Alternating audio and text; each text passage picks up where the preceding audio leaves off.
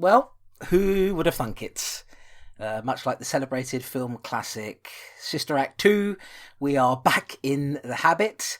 I'm Whoopi. Tom is the little ginger one who was a great singer, if I remember, in the classic film Sister Act 2. But yes, who'd have thunk it? The boys are back in town. The great Thin Lizzy classic there, that's the reference. My name is Chris Clayton, and I'm joined by... Tom Elliott. Oh my goodness, there he is. Tom, it's so nice to speak to you again. It's so nice to speak to you. People will probably think that we haven't spoken for a while, or did they fall out? Did something happen? Well, something happened, but we didn't fall out. We've remained as good of friends as we always have been, but sadly, the Strange and Deadly show was no more after a certain point, was it? Yeah, I mean, it ended quite quickly, and we came out with an announcement that I think was a surprise for the people that still cared, Tom. Mainly Andrew Roberts, of course. Our listener. Yeah, our one listener, he was like, oh, that's a shame. Everybody else didn't care, Tom. But it doesn't matter. What can you do? Unfortunately, a number of things have happened, and we're going to get into some of those things. We're introing the last episode that we recorded, which was back in December of 2019, wasn't it, Tom? It was, yeah. I think we'd had a pretty decent run from what I remember. I think we'd had a few episodes going. So we were doing okay. We were getting close to the end of the list, and we were feeling, pretty all right about it. But then, unfortunately, it just kind of fell apart, really. Yeah, Tom was like, listen, it's time. I do the bulk of the work here. It's time for me to take the share of the goods that we get from this, the money that we bring in, which is vast. Chris, I'm taking over. And I was like, do you know what, Tom? You can stick your podcast right up your bum crack. I'm gone. That, of course, is a fantasy. That did not happen. Tom is a good man. You can hear him on the Twilight Zone podcast, in fact, almost every week, I think, at the moment, Tom. You're going crazy over there. You're still producing content. Yeah. I, of course, am not. I've been mostly quiet on the podcasting front, although I've guested on a couple of things that you've done on there. We're talking about Night Gallery, which has been a great joy. I don't know if any of you lot have heard that, but you can subscribe to Tom's Twilight Zone Patreon and hear that. And so we had a... it's a kind of friendlier show. It's not as rude as this one has tended to be in the past, but it's been fun. So, yeah, we've kept kind of going where we can, but the events of the last couple of years really have, they've not treated me particularly well. I don't want to make this into a pity party, but before I get into that, I mean, how have you been since we last recorded the episode that you're going to hear after this intro? Tom, the world has gone mad. So many different things have happened in a very short space of time, haven't they? They have. I listened back as I was editing the recording that we're going to put out after we've waffled for a bit. And I just couldn't believe how, we were naively sitting there before Christmas recording that thing, just not knowing that 2020 was going to come round the corner. Luckily, touch wood, I've come through it unscathed. I'm fine. But unfortunately, that wasn't the case for you. Unfortunately not, no. And before we get into the sad stuff, it's worth saying, folks, who you're going to listen to this episode coming up after our little bit of waffling here, we talk about Christmas a lot. And because it was recorded before Christmas. It was recorded around sort of mid-December, I think it was. We were preparing for Christmas, and it actually was a very nice Christmas for me.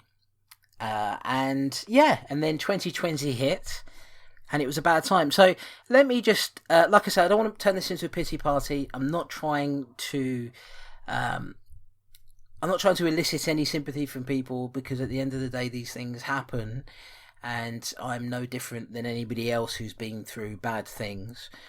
But the crux of the problem with my contributions to the Strange and Deadly show, it really kind of began. Now and again we would have to stop because of depression. Depression is an issue that I've suffered from for years and years and years and years and years, and I'm still suffering from even now.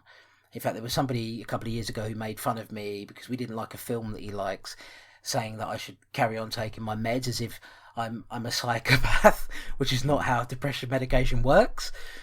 But I've suffered from that for a long time. So sometimes we would stop because I just was, laying in my bed unable to do anything, because sometimes depression can really take you there. But the reason Strange and Deadly, and certainly our superhero show, we've never done another episode since that stopped in July of 2018. The reason that stopped is because my mother passed away very suddenly, July 2018. Now, she'd been having heart problems for a while. That was causing a lot of stress for about a year before that. But from a year, so I would say, about a year or so before that, she had got herself together and had kind of come back to herself and was doing really well. And then suddenly in July 2018, she passed away very quickly. And of course, that I was looking after her and looking after my father, and who were both in their 80s, by the way. Although my mum hadn't reached her 80s yet, but she was close to it. Anyway, she passed. Shortly after she passed, in 2018, my father began to go into hospital frequently. And he began to go into hospital frequently because he was getting constant lung infections. And for most of 2018, he was in and out of hospital constantly. What that does to you, when you suffer from depression, anxiety, and all the rest of it, is it heightens those things enormously. When you wake up in the morning and you don't know, because of his age, my dad was 80 when that sort of thing started happening, or 81, what tends to happen with a bad chest infection, a bacterial infection, is when we get it, myself or Tom at our ages, we get it and we cough and we splutter and all the rest of it, and we don't feel great, but we have antibiotics and we get better. When an elderly person gets it, they tend to experience delirium and confusion, so they are not like themselves at all. And that would happen to my dad a lot.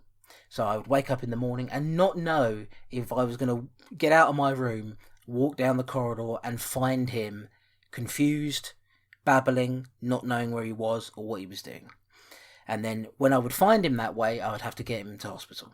And you get him to hospital, they put him on drips, give him antibiotics, infection clears up, he comes back to himself and he's himself again.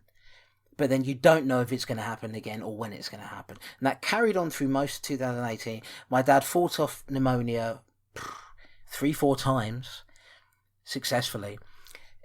The reason he kept getting those infections is because he had something called COPD and also bronchiectasis. Now, that is a condition where you're very prone to chest infections, and it comes from a lifetime of smoking and also asbestos, which he got from working in factories, back in the 70s and 80s or whatever, before we knew that asbestos was bad for you. So he would keep getting infections. Now, unfortunately, the last time he was in hospital was January 2019. And we got a dedicated team, a COPD team. And they were able to say, right, the reason you're getting so many infections is because the hospital and the doctors, they keep putting you on steroids. And they give you these steroids to stop wheezing in your chest. But what the steroids actually do is they bring your immune system right down. And that's why you keep going into hospital. Cut out all the steroids. He was on a steroid inhaler as well. Cut that out. COPD team is here. If you get any signs of an infection, you call us, we can come out, we can check out all your stats, your SATs as they call it, check your oxygen level, all the rest of it, your temperature. We can do a blood test that will tell us when we take it back to the office within 10 minutes if you've got an infection. If you've got an infection, we can give you antibiotics straight away. So he was stable, the most stable he'd been in a very, very long time, and continued that way until March 2020. Now, my dad was doing so well. It was me and him in a flat. I was his caregiver. I was looking after him, making sure that if he had any signs of an infection or whatever, I would get that team down. But things were really looking up for him. He'd had a breast cancer scare. Yes, believe it or not, men can get breast cancer. It turned out it was nothing. It was a hormonal issue. He had just gotten hearing aids, he was hearing better than he had in years. He was 81, 82. Sorry if I can't remember, it's been a long year. But then something called COVID-19 hit this country, and I was very sceptical about it. I think we both were, Tom. In fact, I think it's fair to say early on we were a little bit like, it's mass hysteria. Well, I don't know whether we thought it was mass hysteria as such, but, bird flu. You just see things on the news sometimes, don't you? And it's off somewhere else, and it never really comes your way. And I remember sitting here recording with you one time. We talked about it like, this COVID-19, just totally unaware of what it would become, really, Yeah, you hear about this virus that's coming out of China. There are a lot of conspiracy theorists who theorize that it's not, and it's a weapon, and it came out of blah, blah, blah, blah, blah. I'm dealing with the facts that I know. And the facts that we know is that this virus supposedly came out of China. And I remember telling my dad, look, because my dad, because he had COPD and lung issues, he was categorized as being extremely vulnerable and he had to be shielded. But I remember telling him, well, look, out of all the people, it's not going to be us. And then the lockdown happened, of course, the lockdown in London. And I said, well, look, Dad, you cannot leave this flat until we get a clearer picture of what's going on. So the end of March 2020, I started the week with a cough, and that cough by the Tuesday was then joined by a very high temperature. And once the very high temperature came in, I realised that there was a very strong possibility that I might have caught COVID-19 virus. But anyway, I'm making it into a very long story. By the Tuesday, I had started the high temperature, the cough. We carried on through the rest of the week. I decided to lock myself away in my bedroom and more or less stay in there and self-isolate for 2 weeks. By the Thursday of that week, my father had a high temperature. And I, at the time, thought, okay, maybe he's got a chest infection, because, of course, he'd had chest infection in the past, and it would cause a high temperature if he was getting, signs of pneumonia. And in any case, he was eventually taken to hospital, and they tested him for COVID-19. And the following morning, he tested positive. So I knew then that, okay, somehow we got it. And unfortunately, my father did not survive for very much longer. He died in hospital. At the time at which he died, this was the second week of me having COVID-19, and that's when it got bad. I got terrible, terrible breathing issues. I could barely breathe. I couldn't take a full breath of air in. My temperature was through the roof. At one point it was nearly 40 centigrade, which is getting close to needing to be in hospital. So on the day that my father was really bad and they phoned me and said, look, he's going to pass, I think you should come in, I couldn't get off the sofa. I went to try and go and brush my teeth. I was out of breath. I was struggling, and somehow I found the strength, I don't know how, I still don't know how, to go and visit him in hospital. And I got to be in there with him. He was mostly out of it, but he opened his eyes a few times, and he couldn't focus. Apparently you enter a state where you're kind of almost, people who are on the way out, as it were, they can open their eyes, but they're not focusing on anything. They're kind of vacant. And that happened a couple of times. He reached his arm up for me when I spoke to him. And he passed away later that night, about 11:30 at night. And one of the worst moments of my life, to be honest with you, was, half 11, 11:45 at night. I am puffed out. I feel like the way I would describe it is if you run down the road really, really fast, you run until it hurts to breathe. You get that feeling where it hurts to breathe. That's what I was experiencing, but I wasn't running down the road. I was just sitting still. And they rang and told me, I'm out of breath, and they told me, well, we're sorry to have to tell you that your father has passed away. It couldn't have happened at a worse time, because I'm feeling the worst I've ever felt, and I don't know if I'm going to survive it.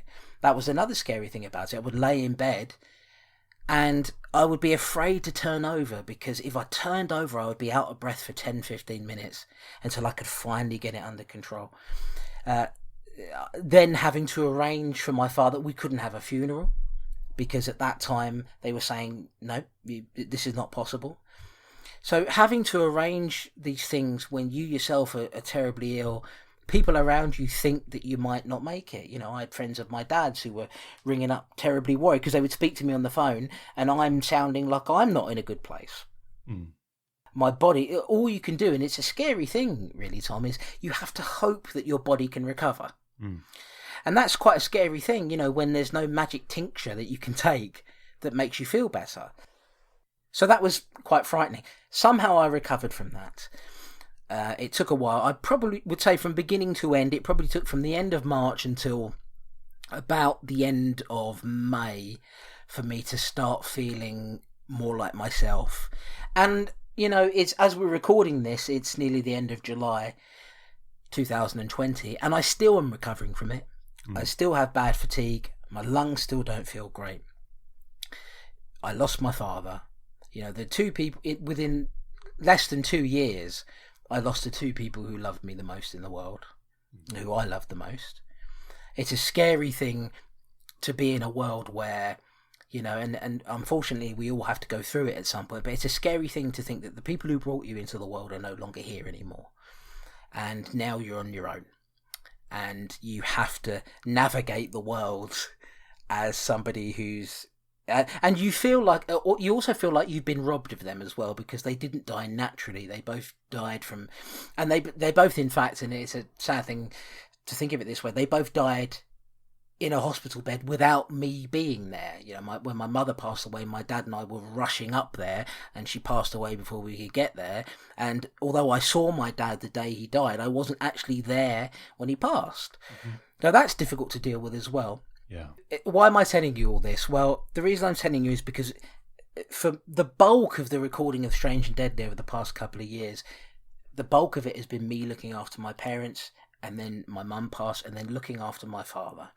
And a lot of the reason why things weren't getting done, and the truth of the matter is things weren't getting done, edits weren't getting done, is because I was sitting in a chair and my father's in the other room, and I'm sitting and thinking, this is a couple of hours that I could be spending with my father instead of sitting here.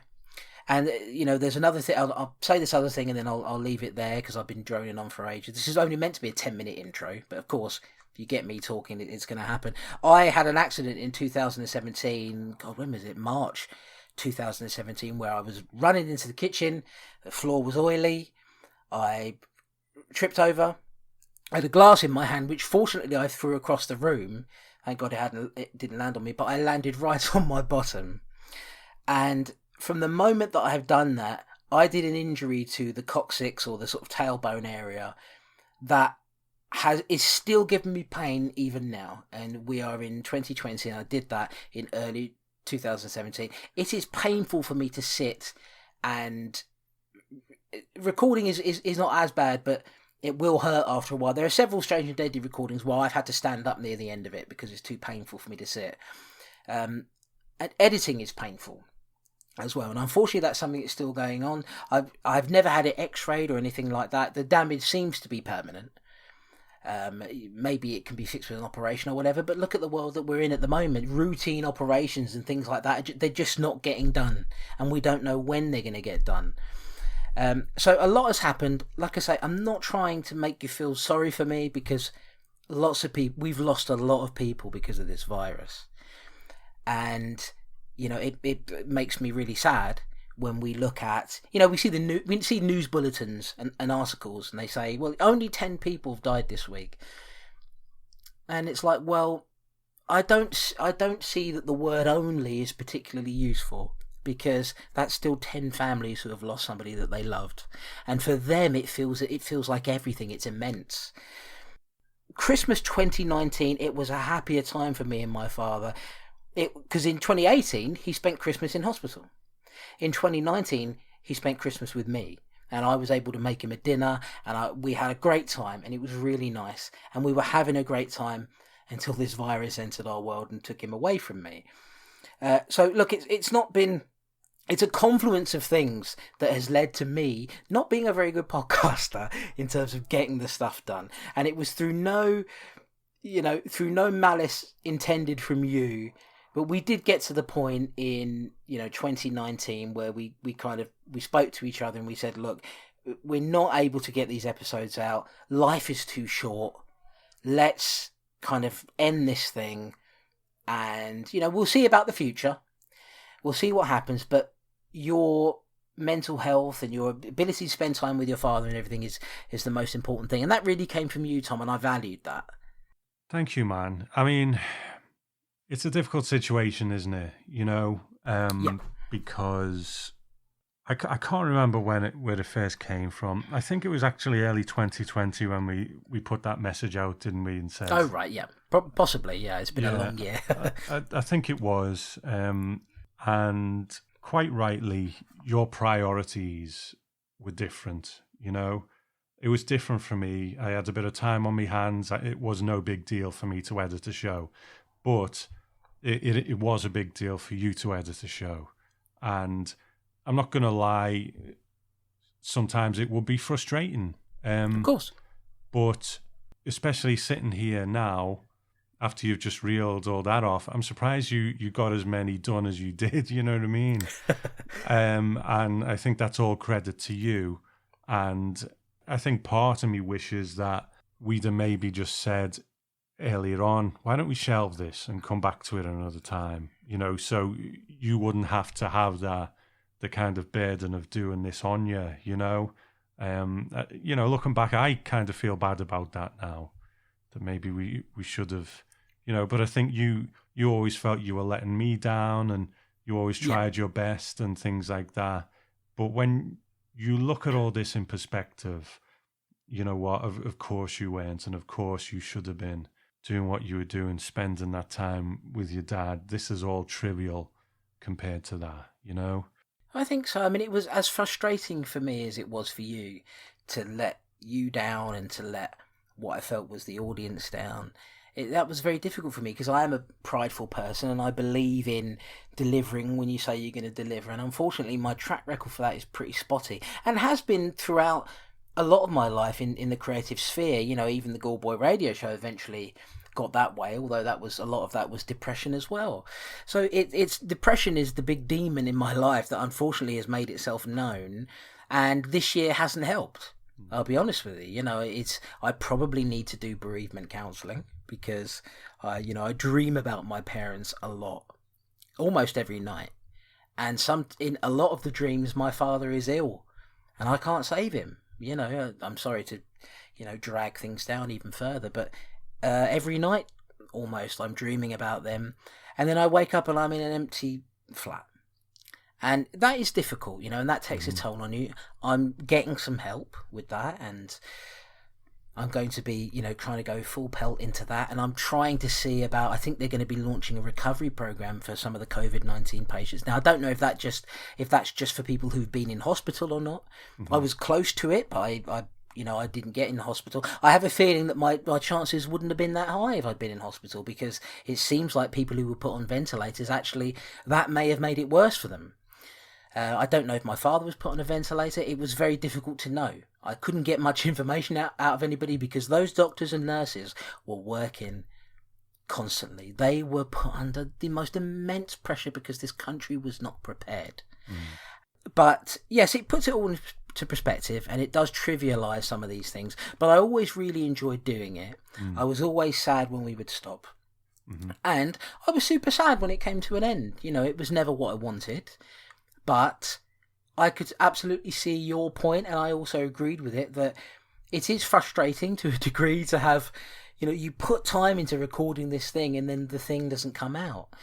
That is frustrating, and we both enjoyed, one of the things we enjoy is talking to each other, and we have done for many years. That's why we started the Strange and Deadly show. Its origins kind of began, we were friends before this, but its origins kind of began with the Gentleman's Grindhouse when I appeared on that with you and Matt talking about Maniac, and we always have enjoyed that. And unfortunately, my life the past couple of years, and it is not to make it sound worse than anyone else's, because lots of people are going through lots of really bad things. So it's not for me to make what I'm going through sound worse. But I haven't had a great time the past couple of years. My life has been stalled because I've had to be a caregiver for my parents. Now, why would you allow your life to be stalled? Because these are the people who brought me into the world and gave me everything I ever needed, you know. And after they passed, and I'm sure we all go through this as we get older, or you should go through it really if you don't.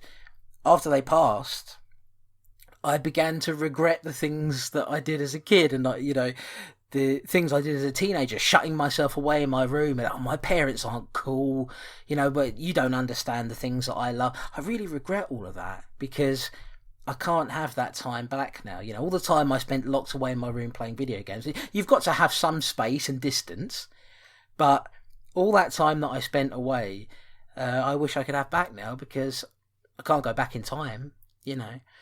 The bad things you say to your parents when you're a kid, you know, I hate you. You know that you don't mean it, but when you grow up, you think to yourself, well, how must that have made them feel? Look, mate, I get it. I really do. But you can't beat yourself up for being the teenager we all were. You know what I mean? Yeah. We were all that person. But you know what?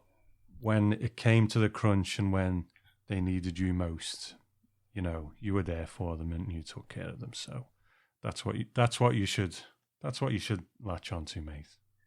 Well, I felt I owed them that, and I really appreciate that. And it leads us on to this show and thinking about how we go forwards.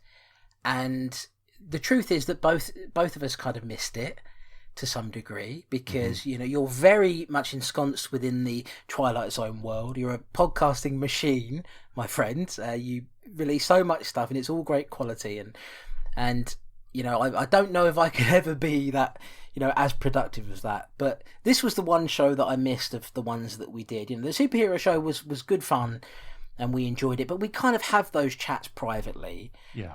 Horror is an interesting one for us, isn't it, really, Tom? Because we've evolved even from the beginning of where we were with the Strange and Deadly show. We have evolved since then, haven't we, in terms of our tastes? I'm not going to say we've grown out of it, but you could say that part of watching that list, which a lot of it was so bad, maybe that plays a part in it. Maybe the fact that the world is such a crazy place at the minute that you don't really just want to watch madness on the screen all the time. But saying that, I think as horror fans we often take comfort in horror as well, you know, so I'm not 100% about that part, but maybe just a lot of different things. Our tastes probably have evolved. I do still love the same stuff I always loved, but I know when I was younger I would just watch any old crap, waiting to find the one that I look. I mean, we used to buy all kinds of shit. I remember on Twitter these conversations we used to have. Oh, I've just bought fucking 10 DVDs for £10, and they're all shit, you know. So fuck knows how we got the time for it, but we did. I used to go trawling on eBay for just horror films that sounded good. You know, I bought so much rubbish that, you know, I've still got in my collection somewhere, you know, like the disc of it, and it's like, God, I wasted so much money, so much time watching stuff that wasn't even worth spending time on, you know. Yeah, this 10-minute intro is getting quite long now, but I think that the crux of it is, yes, our tastes have evolved, but also from day one on the Strange and Deadly show, I mean, yes, in an ideal world we'd have had this list finished probably like a year or two ago, but we always designed it that it wasn't the Section 3 show, it wasn't the Video Nasties Section 3 podcast or whatever. It was the Strange and Deadly show. And the kind of inspiration for that was television shows like The Son of the Incredibly Strange Film Show, which is a lot of people in England will remember that. Well, maybe not even a lot of people, but it would be reporting on the films that no one else was reporting on, like Your Evil Deads and so on. You know, Sam Raimi would go on there and that kind of thing. So the plan was always that when we finished the list, we would then go on to other things. Maybe not something as monumental as the list, like 80 films or whatever it is. But we could say, right, well, we've done that. what can we do next? Now, sometimes it's not going to be in that scuzzy arena of the Section 3 list, those really grimy films. Sometimes it might be something slightly more mainstream, but I would imagine mostly kind of culty still. Yeah. I don't see us ever doing something that is out and out. Like, I'm trying to think of an example. Oh, I'll tell you what, let's do a retrospective of The Walking Dead or something. Yeah. I don't think we would ever do that. But the plan was always that we would move on to culty things that maybe weren't always necessarily horror. The Strange and Deadly Show name was always there to give us some flexibility, wasn't it? Yeah, it was meant to be more generic in that it wouldn't specify one particular thing. And, the name, it might seem random, but it kind of fits. There's a lot of strange films on this list. There's a lot of films where deadly things happen. So we can kind of move forward from that. So look, the plan is, the reason why we're doing this long-ass intro is to say that what you're about to hear is the last episode that we recorded, but it's not the final episode because we're going to finish this list. Mm-hmm. And once we finish the Section 3 list, we can wave it goodbye and move on to other things. Now, this may be, things that we really like, or it may be things that we've never seen before. We've had a bunch of ideas over time. I won't go through all of them, but there's one particular idea that you presented to me, Tom, that when you presented it to me, I said, that sounds like a great idea. And it's something that we can do because it's finite. It's not something that's huge. Mm-hmm. And what would that be, Tom? Well, this is kind of more mainstream than the Section 3 list, or a lot of the Section 3 list, but its roots are with a filmmaker who's on that list who had some success with a particular film which spawned a couple of sequels, for good or bad, and a television series. And at the time when we had this idea, we were so close to doing the list, and this television series was going to be coming out. So we thought, well, why don't we jump from the list to do those couple of films, and then we can cover the television series as well, because it's a pretty short run thing. So that'll be pretty cool. Right when it's out. Yeah, we'll be right there. We're going to be there, guys. Don't you worry. Every step of the way. Yeah, so that never happened. But nope. But you know what? Why not have a retrospective on it? We were going to do Creepshow. We were going to do the movies. I'm not sure whether we would have done that monstrous third one. No, we're doing that. We've got to do that. God. Oh, yeah. And then we were going to do the television series. It's a nice short run thing. And, some sort of grimy horror aficionados might be like, what are you doing that for? We liked when you were talking about, I can't even remember any names on the list now. Pigs. That was one. Yeah, exactly. We like when you were talking about pigs. But like I just said, or we just said, the whole point was, yes, we're doing the list now, but down the line we'll be doing other stuff. And I think Creepshow, it's still a well-loved kind of horror property, and it's quite a short thing. And then after that, we might do something else. Yes, absolutely. And it's also worth saying, look, life's short, and we've learned that from this year alone. So let's do the kind of stuff that we want to do. If we disappoint people, I'm sorry for that. But at the end of the day, what we want this podcast to become is two friends talking about films, and some things or films or TV shows or whatever. Some things they'll like, some things they won't like. And we want to do shorter runs that are easier to get through. So like Tom said, we're not going to go through, big, long, episodic TV shows, but we want to do some things that are condensed down and easy to get through. We're not going to do feedback anymore. That's something we've got, because the feedback was already drying up on this episode that you're going to hear. This is practically a podcast in itself, Tom. We don't even need to clip the old one to this, really, but we're going to. It's going to be extra long for you. We only had Andrew Roberts writing to us at the end, and we're really grateful for that. Of course, Andrew's a great guy, but all the feedback had dried up, and we're just like, look, at the end of the day, let's just make this a podcast about two friends talking. If you want to tune in, that's great. If you like the podcast and you want to leave a review on iTunes or something, you can do that. But otherwise, it's just going to be a conversation that you listen to, and it will have a bit of production because that's what we like to do. But we are not going to make it hard on ourselves anymore. No, and there won't be a schedule. Sometimes you might get 2 a month. Sometimes you won't see another one for 2 months. That's just the way it goes. I'm very busy with the Twilight Zone, but the thing is, Chris and I, we've been friends for years. We used to talk even before we did a podcast together. We just, Skype each other or whatever. About 13 years now. That's right. But I suppose, especially with me being so busy with the Twilight Zone stuff, we still stay in touch, but I think it's nice to just do this. I still think we both enjoyed the process of it, although the editing was a bit of a pain in the arse, literally for you. It always is. Literally for me. I should say, by the way, just to tap into the strange and deadly spirit, and I'm sorry to interrupt you, Tom. You listeners out there, you don't know how many times Tom has asked me, "How's your anus?"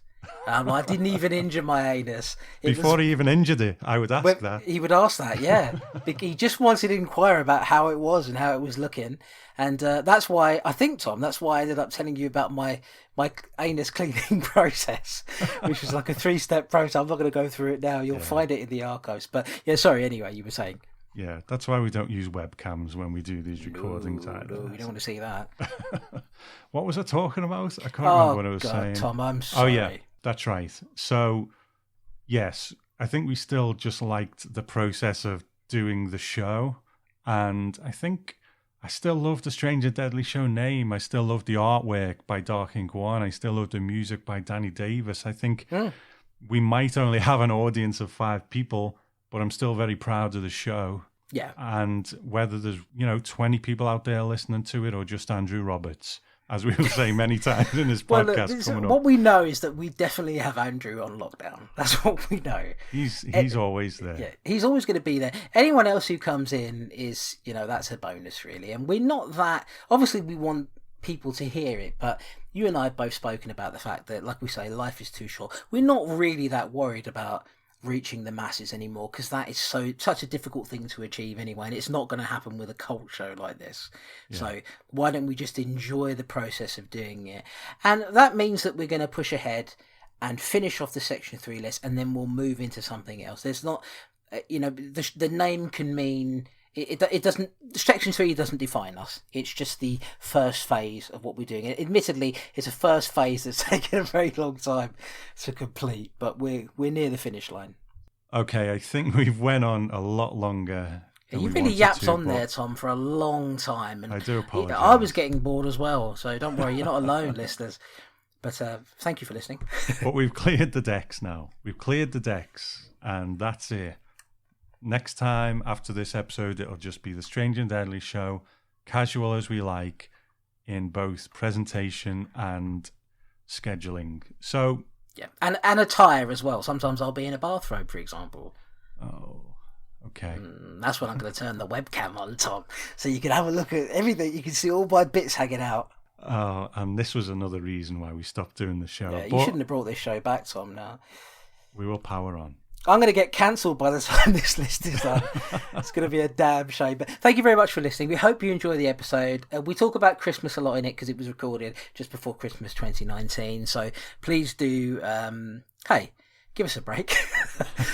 But enjoy it, and you'll hear from us again soon while we continue the Strange and Deadly Show. It's back, baby. Merry Christmas. We'll see you soon. Goodbye. Happy Hanukkah.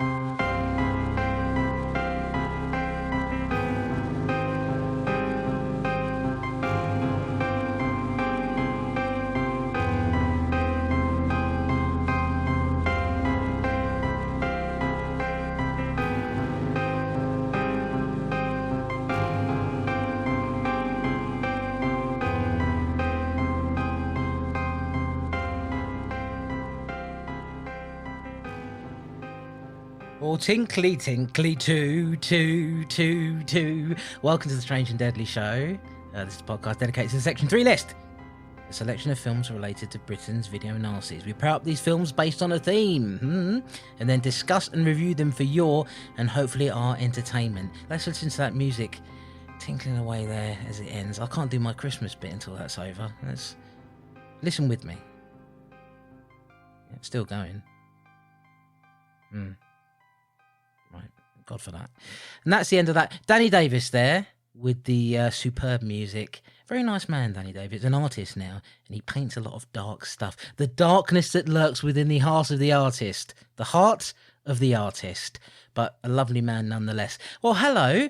Merry Christmas. We wish you a Merry Christmas. We wish you a Merry Christmas. We wish you a Merry Christmas and a Happy New Year. Good tidings we bring. The Strange and Deadly Boys are here once again. Oh, goodness gracious me. Christmas already? Get in the bin. I haven't got time for Christmas. I haven't got the money for it. But it's here every year. We can't do anything about it unless we time travel, come away from December. Every time we get near it, we can't do that, I'm afraid. The technology's not there. It's not been invented. So instead, here we are having to spend money on people. Kids, having to spend money on the kids. They should freaking go out and dig their own life. Dig your own. Don't rely on me for gifts. I haven't got any kids, of course. You may be listening to this and you understand why. I shouldn't have them. But I'm just saying, be grateful. Don't be mad at your kids when they say to you, Mum, Dad, why don't you give me an iPhone this Christmas? Don't be mad at them. Just give them a slap. Just give them a slap and say, be grateful. I had nothing. I had to walk up a hill in the snow with carrying a sled full of ice pops. I don't know what an ice pop is. I don't know what I'm talking about, really. It doesn't matter. It's Christmas. And don't forget, on Christmas Day, a poor little baby boy was born in the ghetto. There he was, Jesus Christ himself. So celebrate all of that. Have a lovely time. And we'll say that towards the end of the episode as well, obviously. You don't just have to put it here. I hope you listen at Christmas. I hope you listen around Christmas time or just before it. If you listen to this after Christmas, everything I've just said is not going to make any sense and it's not going to be relevant. So if that happens, I'll be mad at you and I'll come for you someday. It will take a while because I'm slow. But 5 to 10 years, 15, maybe even 20, you better watch out and lock your doors because I'll be coming for you. I'll have a good old shout at you. That's what's going to happen. Now, I know what you're thinking. You're thinking, right, well, we've had enough of you. Okay? We want to hear, where's the guy with the voice? Hey, where's he at? We've had enough of it's Cockney, oi, oi, oi, oi, all that business. We've had enough of that. Where's the guy? Where's the hunk? Well, look, I'll introduce him when I'm good and ready. And I'm good and ready right now. I would like to say a very Merry Christmas to you, Mr. Tom Elliott. And a Merry Christmas to you too, Chris. Was it Jesus who was born in the ghetto in that song? I'm not sure it was actually Jesus himself, but it was a lovely rendition anyway. And I think it was Jesus. Was it? Yeah. Okay. But yes, that was a lovely, lovely Christmassy introduction. Merry Christmas to you, and Merry Christmas to everybody out there. That's right, Tom. You say everybody who's out there. I think we've worked out that only one person listens to this show now, and that's Andrew Roberts. I think me calling people vile scum has it's had an effect, Tom. It's had an effect. People mad at me, and they've just stopped listening, Tom. So we're only doing it for one person now. But I tell you what, to his credit, Andrew, he sent me a few sort of text messages saying that he had such a brilliant time listening to the last episode that we did, and it really cheers him up during a difficult time if he's going through depression. And I know the old black dog very well myself, unfortunately. It may not seem like it when I'm reeling off a load of old nonsense at the beginning of a podcast, but it's there. And it was really nice to hear from him, our one true fan, Tom, Andrew Roberts. There he is. And he said some really lovely things. It was nice. It's nice to know that even if you have only got one fan left, that one fan is super appreciative of what you do. Yeah, and hopefully his hard drive will be returned by the police soon. Yeah, we hope so. I mean, the thing is, he may have been sending those text messages to me in his Peter, his cell. He might have been put away. And to be honest with you, I'm in favour of that. I did say I'd turn up in the court to represent him, Tom. But you were busy that day, weren't you? I was busy. I was working on those Leto episodes, Tom, that I haven't released yet. And you know it takes me a good long while to get them out. That's going to be your Christmas present, Tom, is new audio recordings. Which Christmas are we talking about? 2020. Okay. 2020. You know, listen, I work at a very slow. I'm like a turtle, Tom, and it takes me a while to get there. But once I get there, turtles are famously grumpy though, so don't push me too far. But yes. What? Indeed, Tom. What have you got planned for Christmas?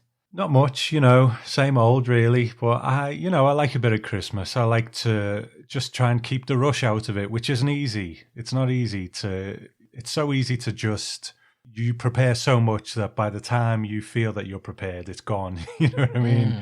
So I'm all for trying to take the rush out of it and, just slowing things down. Yeah, I'm going to be cooking. And you're going to get pissed as a fart, Tom. I know you. You'll be lying on the living room floor, half a mince pie in your mouth, knocked out on the port. Yeah, in the fetal position, crying myself to sleep.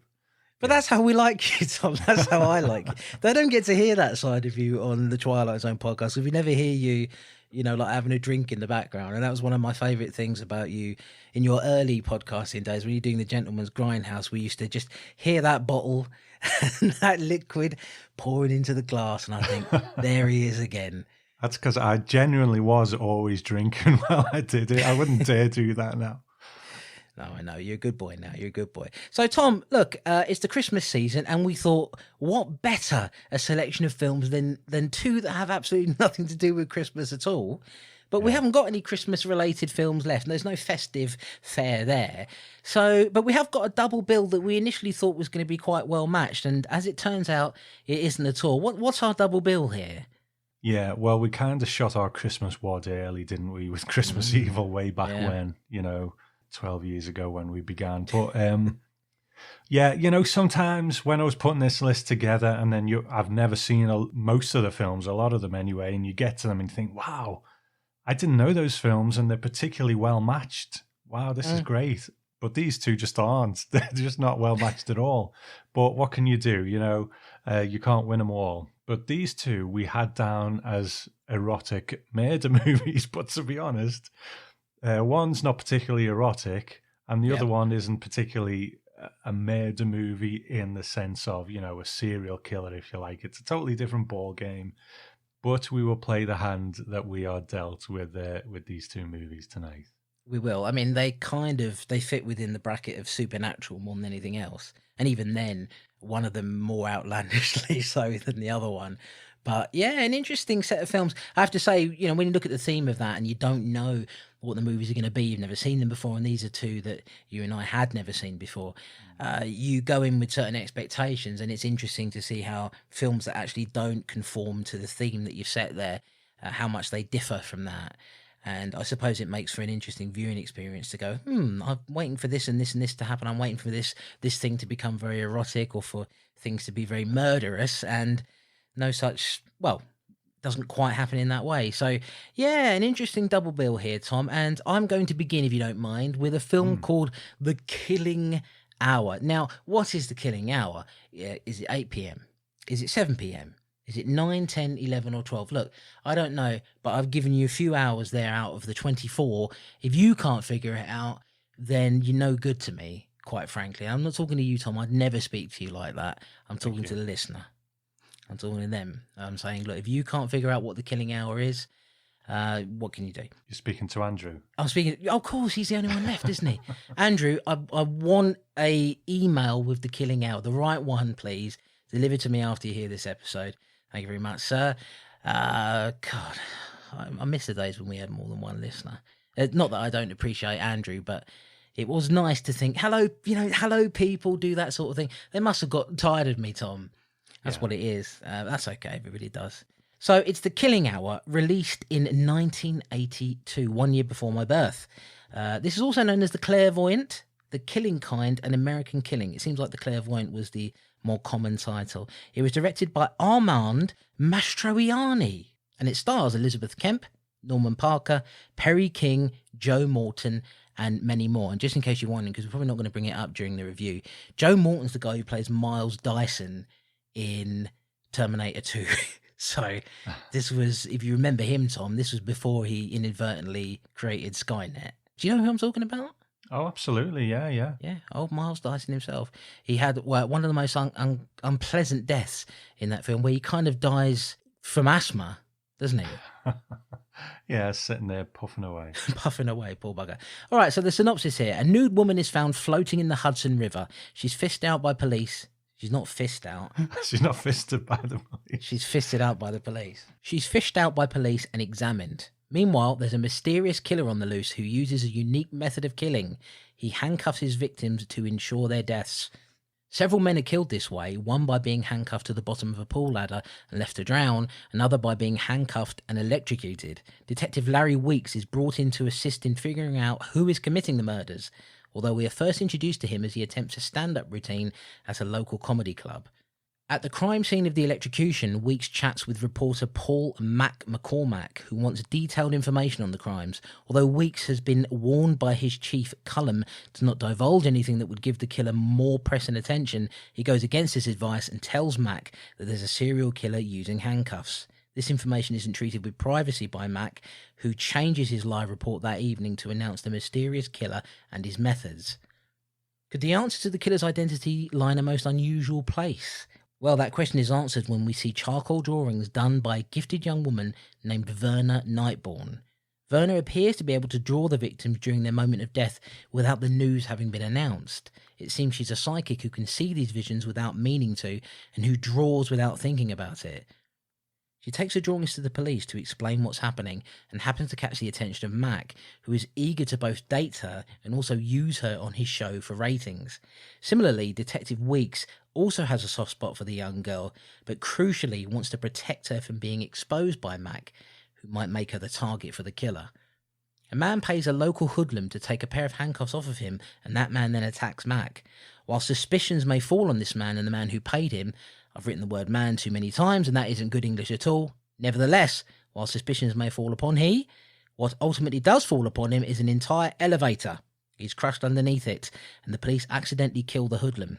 Yet there's still a killer out there, one we have yet to see. But is it possible the killer has been out in the open all this time? Well, Vernon Nightbourne may just be about to find out. It started as a game and turned into a nightmare. She was an art student. She had the power to see things beyond the normal range of human senses. She saw murder.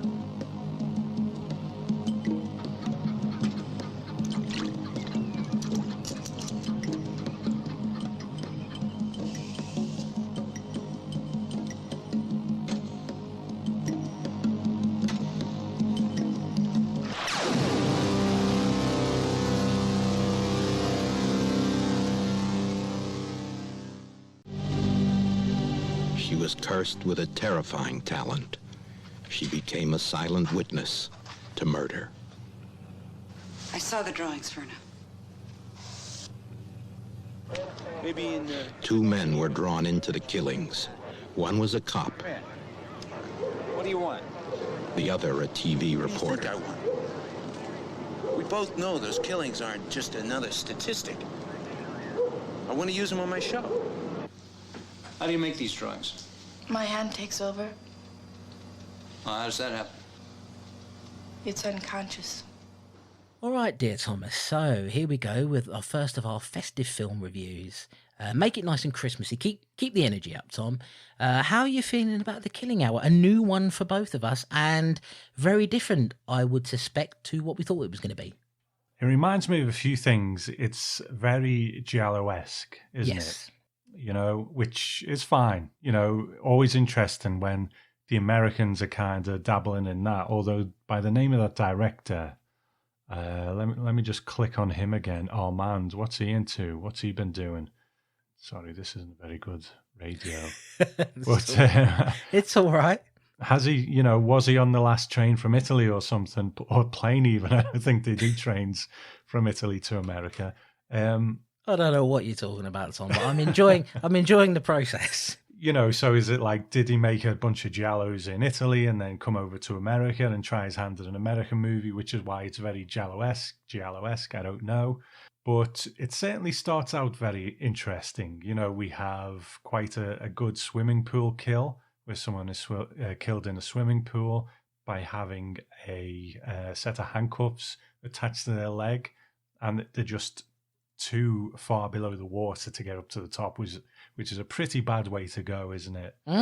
So it certainly caught my attention in the beginning, and I don't know how far I want to go, because there's something very definite I want to say about this movie. But if I say it now, it's kind of like I've said it then, and so why don't we get into it a bit more? I will say that, and then the review will be over. Well, before we do that, Tom, while you were giving a little summary there, I had a quick look at Armand Mastroianni. He didn't come over on the train from Italy. He's American. Oh, okay. And he directed, before this, a couple of years before this, he directed a slasher film called He Knows You're Alone, which was actually featured the screen debut of one Mr. Tom Hanks. Oh. So he did that. And then later on, he did, in 1996, he did a miniseries called The Ring, which was about Tom Hanks' arsehole as well.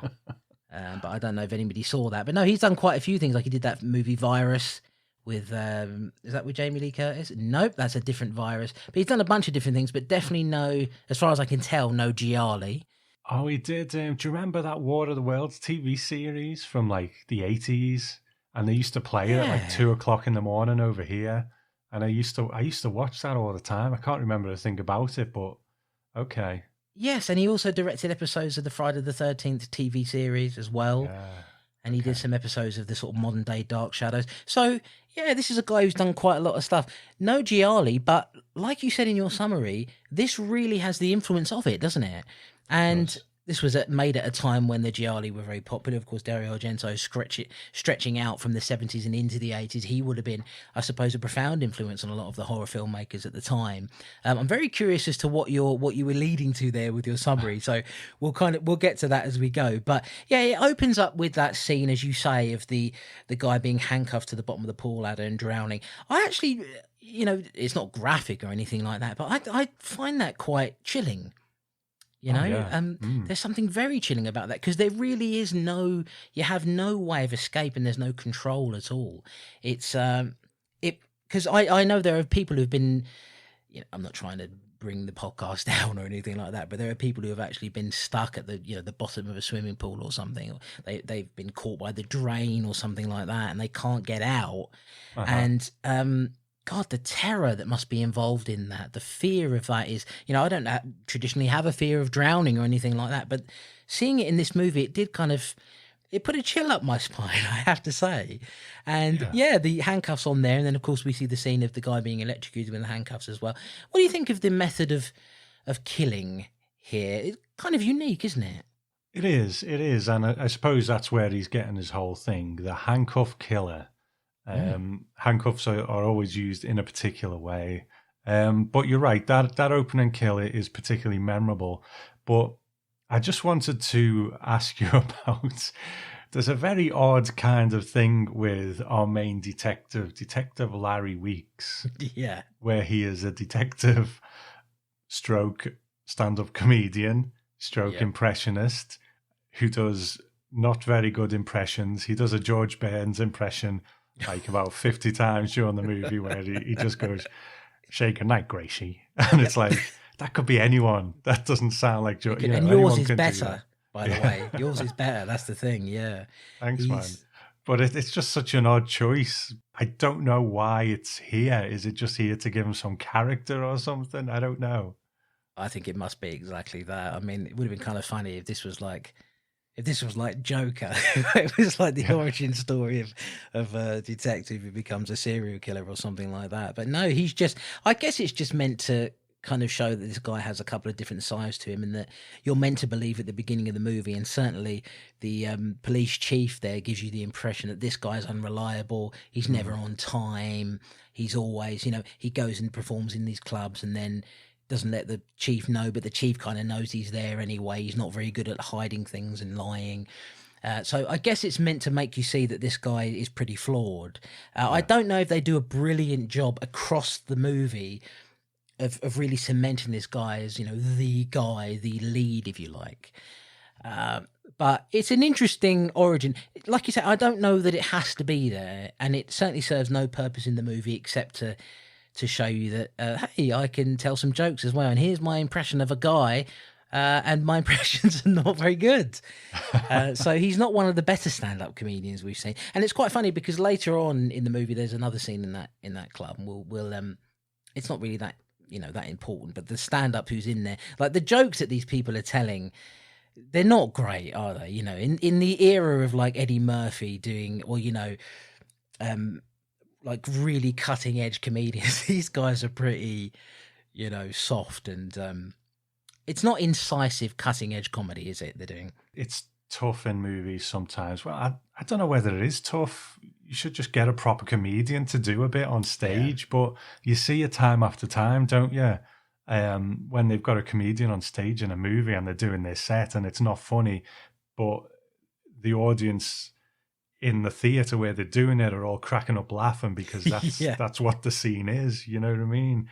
I'm not sure why movies find it so hard to get that across. But anyway, he's sort of part of this weird love triangle thing with Paul McCormack, who's this reporter on this TV show, and it's the kind of TV show that you would never see now, if it even existed then, where like a local reporter had just got the scoop on this, and then gives you some little tiny nugget of information which is really quite inconsequential. So it's just this really out of time thing, you know what I mean? Which is fine because it's an old movie, but they sort of get in this love triangle with the clairvoyant, don't they? They do, and I suppose it's one of the elements of this movie that is kind of pushed to the forefront, really, and the murder side of things, the Gialli side of things, if you like, is kind of pushed to the background a little bit while we see Detective Larry Weeks and then Mac try to win the affections of this girl Verna, played by Elizabeth Kemp, who is an interesting actress, actually. I'll talk about her a little bit after this movie, after this review is finished. So we get that love triangle happening. You've got Mac there, who's the kind of quote-unquote maverick reporter, the handsome guy. You've got the kind of bumbling police detective who wants to be a comedian, and they're both vying for the attentions of this girl. Meanwhile, Mac got this information about the handcuff killer from Weeks, and then he reports it on the program when it's going out live, and of course immediately the police chief is like, yeah, it's Larry who's done that. Larry cannot keep a good secret. This whole thing happens right at the beginning of the movie. In fact, during the opening credits, we see somebody's drawing these charcoal drawings, and they're quite disturbing looking. And of course, later on we meet Verna. Now, what do you think about the character of Verna, Tom? She's all right, I suppose. I don't think there's much character to her, and it's just a bit weird the way, 1 minute she'll be with one guy and he's throwing the lips on her and they're having a little snog, and then the next minute she's going out with the other one and he's trying to smooch her and they have a little snog and this, that, and the other. Yeah. I don't think she's particularly vividly drawn character. She's a bit of a blank canvas, to be honest, which is a bit of a pun because she's an artist. But at first you meant to do that, you naughty boy. But at first you think that she's probably the killer because you think maybe she kills them and then draws what happens, but that's not the case. No, exactly that. I mean, she's got a great name, Verna Nightborn. I'm Detective. I'd love to be Detective Nightborn. That'd be brilliant. Oh, yeah. Wouldn't you love me to be Detective? I'd come in and we'd do our podcast recording. We'd get all that done, and then right at the end of it, I'd be like, Tom, I've got to go. I'm Detective Nightborn. And you'd put on your big trench coat and you'd go out into the night. Yeah, boy. That'd be brilliant. And I'd be like Columbo, but not. I'd be intentionally doddery, and I'd say, and just one more thing, by the way, and people get really annoyed with me. Except in Columbo, nobody ever does anything about it. In real life, people would punch me, wouldn't they? Yeah. Right in the old schnoz. And that's the end of Detective Nightborn's career. And there he is, and retired. And I'm going to say, well, I'm going to retire any week now. And then usually you die. And a lot of these movies, when you've got a detective, this has got nothing to do with the movie, by the way, folks, but I'm going down a track here. You know, you get the old detective who's like, oh, I've just got one more week, and then I'm going to retire. I'm going to spend time with my wife and my kids, my grandkids. It's going to be lovely. And then, of course, he dies near the end of the movie. Yeah. The only thing that didn't happen in was Lethal Weapon, but in a lot of movies that always happens. So that's what's going to happen to me anyway. All right, so we've covered that. But Verna Nightbourne, there she is, and tied it back into the movie. It's interesting because she sort of starts off the movie quite coy and shy, and then very quickly she becomes this sort of seductress, I suppose. And she is, you know, she's not focusing on Mac, is she? Because Mac invites her on a date, and then Weeks turns up and says, "Look, listen, would you like to come on a date with me?" And she says, "Yes." And she blows Mac off, and it's like, oh, okay, this is, you know, she's happy to play about a bit, Tom. I'll be honest with you, man. You're very right that once all this starts to happen, the murder plot sort of goes into the background. Yeah. Now, the thing I was, let's not beat about the bush. The thing I was going to say before, and I don't think I can go any further in this review without saying it, is that I found this movie to be completely dull and boring, Right. from a very sort of quite striking and intriguing opening. Okay, who's this? You know, getting handcuffed in a pool. Oh, that's interesting. And then it just runs out of steam faster than... Yeah, a steamboat. A steamboat, thank you. It is just talking and talking and talking and no intrigue, and it's boring, and it sort of pulls things back at the end, but I found this a complete slog. I'm kind of with you in a way. I didn't find it as dull as you, but at the same time, there's really nothing of substance at the end of the day, because the most important elements of the movie are at the beginning and at the end. And in the middle of it, it is a little bit like, okay, we've got this love triangle. But I don't care. I don't care that you want to get your end away there, buddy. I want to see, I want to see more investigation of the killer. I'd like to see more elements. Maybe it's because they set up the expectation at the beginning that this is really going to be like a kind of American giallo, that it was going to be that way, and it really isn't. It's pretty, like I say, it gets really muddied, I think, in the middle of it with this love story, and I don't care. I just want to get on with. I think they could have done Werner, like, as set up in the beginning as this kind of sensitive, coy sort of character, and then just become somebody who's there to be chased by the killer and to be hunted down by the killer, and then to be to grab the attention of these two guys.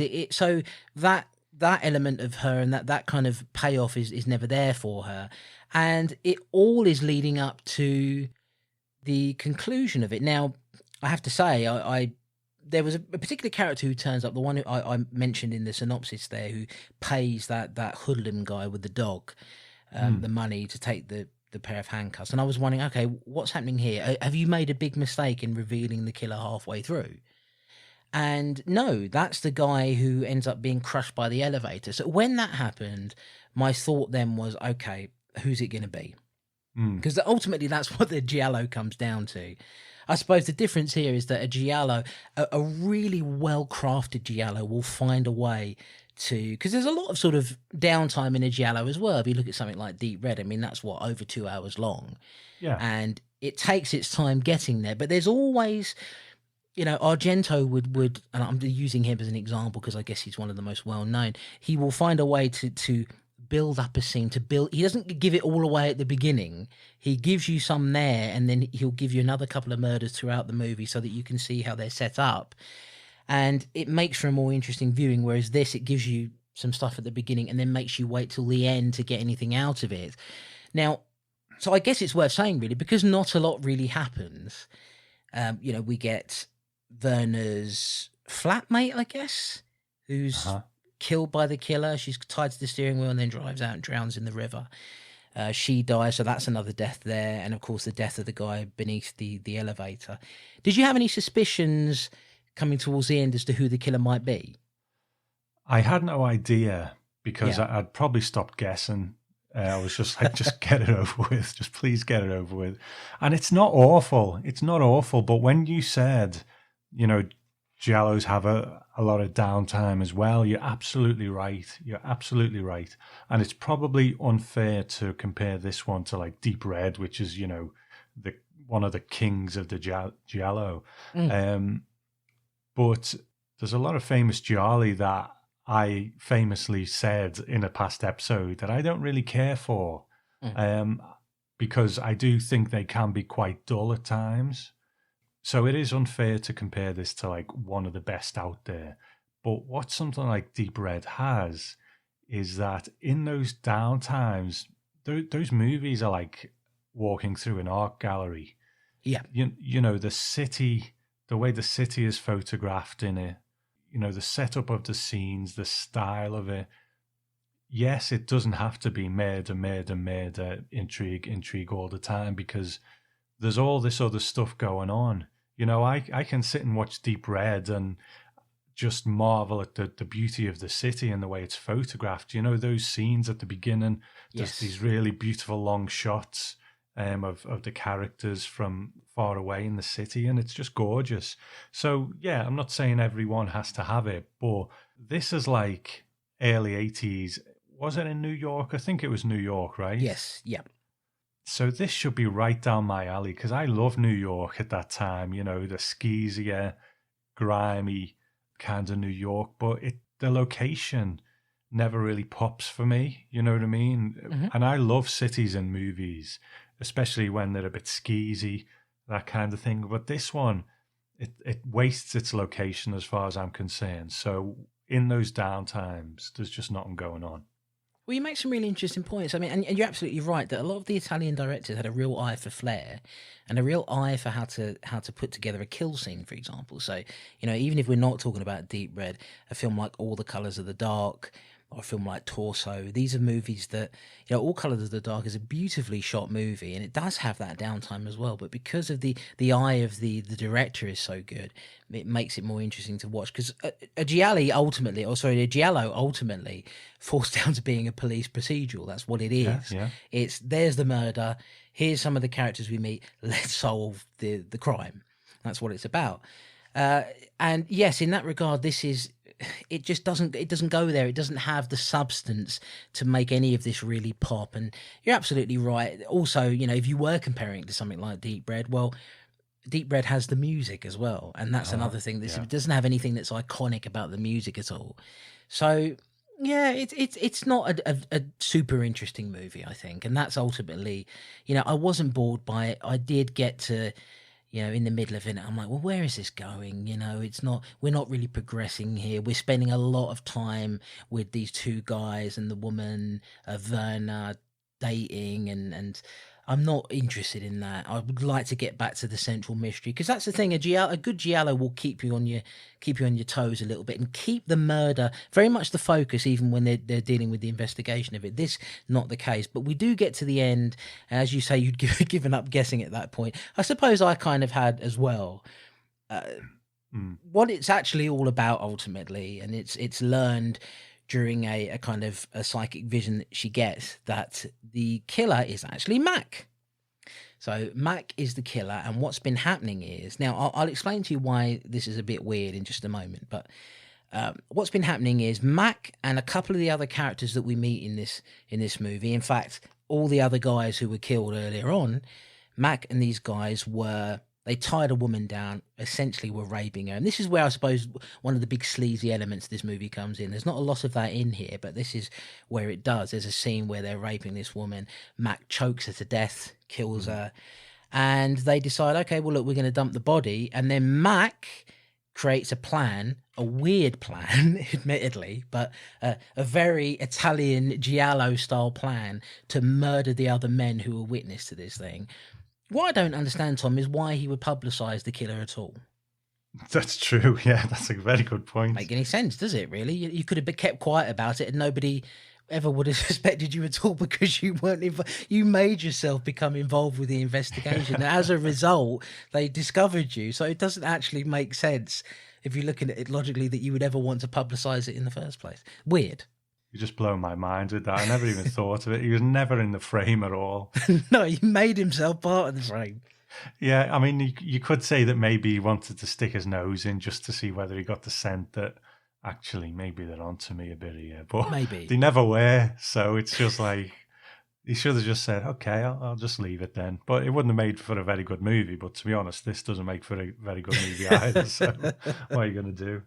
I mean, one wonders if maybe they should have just taken up the middle with Weeks' stand-up routine, which might have actually been more interesting than what we get here. There's a final fight anyway, where they all sort of work out, okay, he's got Werner there who's kind of trapped in the flat with him. I guess he wanted Werner so that ultimately he could snuff her out. Yeah. Because of course she's drawing the charcoal drawing, so eventually she's going to be able to reveal who the face of the killer is. Again, it doesn't make sense why he would have involved himself at all, but there we go. That's where we're at. Weeks suddenly figures it out, comes there. They have a bit of a fight. He throws him over a building, and Weeks and Werner. Weeks has won the woman, Tom, because the other one's dead. So hey, I've won, and they leave, and that's kind of the end of that, really. And he does his impression again. He does his impression at the end, and we're all like, yes, that's what I've been waiting for. It was such a great impression delivered with style, and we get to see your boy from Terminator 2 again. Hey, at least you got to do something that made its way into the film archives as a genuine classic, as Miles Dyson. You died for the cause, brother, but unfortunately you had to do this early in the 80s first, about 10 years beforehand. Look, it is what it is, Tom. It's not very good. It is a bit boring. I don't think I disliked it quite as much as you. At the same time, I can't say that I really liked it particularly, so I don't know. Yeah, I'm very indifferent to it. I've seen, the American or European, the American giallo, the Western giallo done a little better by other people. Well, having said that, I'm struggling to think of one that I really enjoyed that wasn't Italian. And we're only saying that this is kind of influenced by the gialli. I don't know if it's even trying to be a giallo, but it's certainly got those elements to it.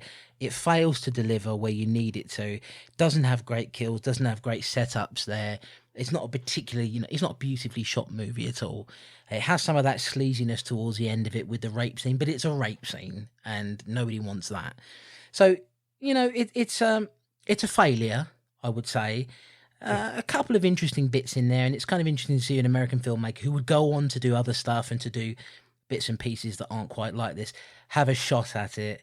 Unfortunately, it's a bit of a misfire, and the only consolation is that you worked with Tom Hanks two years prior, before the man became Forrest Gump. Yes. Many years later, and there's something to be said for that, Tom. But yeah, this isn't a great one. If I give it anything, it did have its moments. It opened well. The end was quite good, with the reveal of they're looking at one of the drawings and they're saying it could be a crab claw. And the woman is lying in bed and you see this model of a crab next to it and you think, oh, hello. And then it starts to unroll who the killer is and so on. And then there's the scene at the end where Weeks is holding on to McCormack as he's hanging off the building.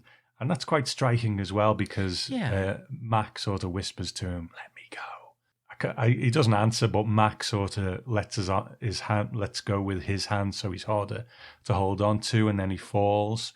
But it kind of gets ruined because then they do that thing where the dummy's legs sort of bend back as he gets to the bottom, which is a shame. But yeah, not a great one for me. It's not the worst. Certainly, I wouldn't even go so far as to say it's bad. It's just quite dull. Yeah, I would agree with that. It's just laborious. That's the problem with it. It's not a bad movie at all. And, you can see what they were going for. Get rid of the triangle, guys, the love triangle, because that's the least interesting part of the movie to me. I'm not saying there shouldn't be character or romance to any of these things, but it's taking away from the central mystery of it. Try and keep it dark and keep it there. And unfortunately, they just don't deliver it. But hey, we get to see a stand-up comedian do a couple of really shit impressions, and then he drops the bloke off a building at the end, and then he comes out and goes, here's looking at you, kid, and whatever he says at the end, and that's the end of it, Tom. And I think that's the end of the review as well. So because we've sold this to people so well and they will be sure to want to go out and get it, if they wanted to, where could they get it? Well, Tom, they can get it from Blue Underground. They released a DVD in 2008, which still seems to be available in America. You can get it there. You can also import it in from America if you so desire. It's not illegal, folks. Get on it if you want it. If you want to be bored by a movie, go ahead and buy this. It's also available for streaming on Amazon Prime Video over there. This seems to be the best way of getting yourself a home release or seeing it at home altogether. It doesn't seem to be available on anything over here. Perhaps they used the powers of the mentalist, Tom, to discover what was going on there in the future, and they heard your review and thought, no, we better not release this. The star and lead presenter of the Twilight Zone podcast has said, avoid this, and they knew. Yes. That'd be good to go on the box, wouldn't it? It's a book. I would love that. Anyway, shall we go on to our next film? Oh, well, if we have to, Tom. That was The Killing Hour, The Killing Time. Do you remember that song, Tom? No. All right, Tom, never mind. Tell us about the second film in our double bill. Okay, this one is called Mausoleum, released in 1983, also known as Complete Nonsense, but Chris made that up. Directed by Michael Dugan, starring Marjorie Gortner, Bobby Bressie, Norman Burton, and many, many more. There's an ancient demon lurking in the history of Susan Walker's family. The 10-year-old girl has just attended her mother's funeral with Aunt Cora, who despairs when she runs off in a huff. Susan enters the family mausoleum, seemingly drawn in by its evil power. She meets a demon there and is cursed with its presence. 20 years pass and Susan is now a 30-year-old. She looks older than 30. With a husband. She seems relatively normal, having been treated by Dr. Andrews for the past decade, who sees no symptoms or issues with her personality. Susan visits her mother's grave but is drawn to the mausoleum once again, which seems to set off the presence of the demon inside her. Nevertheless, she returns home to her husband Oliver, and the two go out for dinner and dancing that night. A suspicious man there tries to drunkenly flirt with Susan, but she refuses. Later, he bumps into her and Oliver outside on the way to his car. In a fit of rage, Susan uses her mental powers to make the car explode, her eyes lighting up a shade of angry green, a bit like the Incredible Hulk, but with less bulk, and she keeps her top on. Not all the time. No, true. I've got that wrong. Back at the house, we meet Ben, the creepy gardener, who clearly has a sexual interest in Susan. As the demon exerts his influence over Susan, she decides to flirt with and ultimately seduce him into bed. They have sex, and he seems very happy with the whole thing. Well, you would be. Yeah. However, she soon becomes the demon and slashes him to death with a rake. The next day, Aunt Cora comes to visit and is soon met with a horrible fate as well, as she's lifted off the ground by a demonic Susan and slashed to death. There's a lot of slashing to death in this. Yeah, there's a lot of mistakes in this synopsis as well. Meanwhile, Dr. Andrews has been reading up on Susan's family history. It tells of a way to neutralize the demonic possession by placing a crown of thorns upon the head of the demon. After a visit in which he hypnotizes Susan and she becomes demonic once again, he seeks advice from a friend who informs him that he'll have to do the deed to save Susan. He arrives at her home intending to speak with her, only to find Oliver dead and little time to lose. What's the matter, Susan? Where are you now? Safe. Where? I'm in the mausoleum.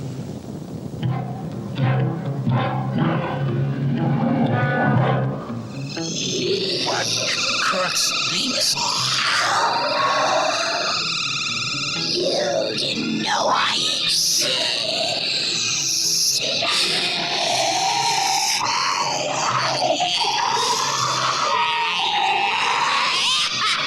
Who are you?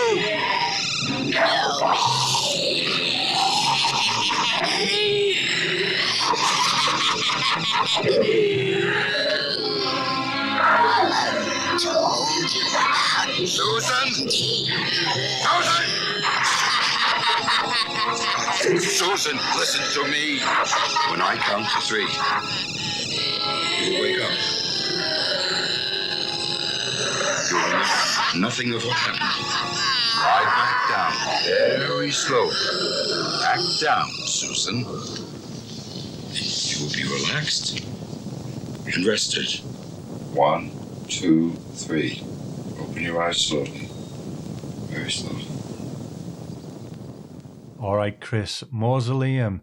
A first one for both of us, I think. So what do you think of this one? Well, goodness me, Tom. What can you say about this?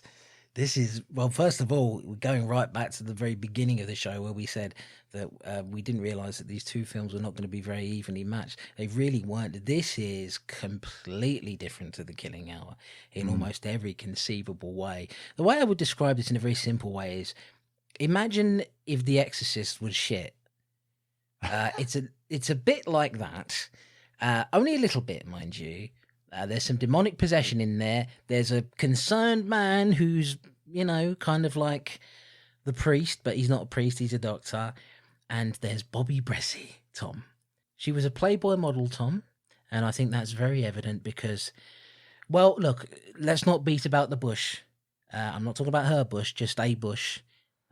She gets, the old Norks come out quite a bit in this, don't they, Tom? And I know you well. And I know you had a right old stiffy on through most of this movie, didn't you?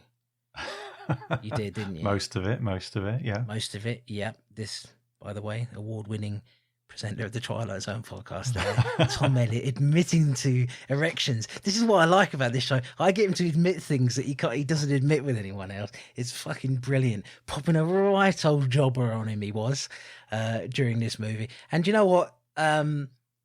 No, I wasn't. I'm a good Christian boy. Mausoleum, Tom. It is nonsense, isn't it? But it's sort of... This is one of those movies that I think is quite bad, but it kind of tips over into being quite good because of its badness. Like, the acting's not good across the board. Bobby Bressie is not good as a quote-unquote lead character. Your boy there who plays her husband, Oliver... Marjo Gortner, very interesting man, this guy. I don't know if I've got time really to explain him. We'll get into him later, but him outside of this movie, very interesting guy and well worth reading up on. It is a supernatural film, a supernatural exorcism slash... It's not an exorcism, it's a demonic possession movie. It's batshit crazy at times. It's got a couple of semi-decent kind of gore effects in it. It's got a Randy Gardner. It's got and getting, mauled by a rake, and it's got a woman whose eyes light up green, and she gets very angry and shows her teeth a lot. And that's Mausoleum. It's a it's a weird movie, Tom, isn't it? You start out watching these things and you just never know what you're going to get with a lot of them, do you? And we've got a scene with this young girl in the cemetery, and it's like, okay, fine, yeah, okay, let's see where this goes. And then she goes into this mausoleum, and a guy starts to approach the mausoleum, and then you see a shadow against the wall, sort of going towards him, and then he runs out, and the top of his head explodes, and a brain flies out. Yeah. And I'm like, oh, okay, cool. And it was just such a surprise because I remember this cover, and I don't know whether it was from the video shop days, one of those horrors that you just never got round to renting, or has it been since then? I really don't know, but I remember this cover quite a bit. And then shortly after that, there's a scene in the home. And it's the scene where the husband opens the door to the Randy Gardner. And it's just the way it's shot, the use of space, and it's the camera's always sort of moving, and it's far away from the door, and the way it's framed. And I thought, this is actually a pretty good looking movie, which I was quite surprised by. Because I looked it up on IMDb. I didn't read any of the reviews, but it got a 5.1 out of 10 average. So, that could go either way, or it could just be some mundane thing in the middle. But it looked like a pretty good movie, pretty well made in terms of the camera stuff, at least. We'll talk about the effects work, but they're John Buckler effects. They're very 80s sort of practical effects, which I enjoy. So, yeah, it really made me sit up and take notice at the beginning. I will let you know what I thought about it overall later on, but certainly an interesting start, I thought. Well, this is it, from that very opening scene and the guy with his brain flying out of his head.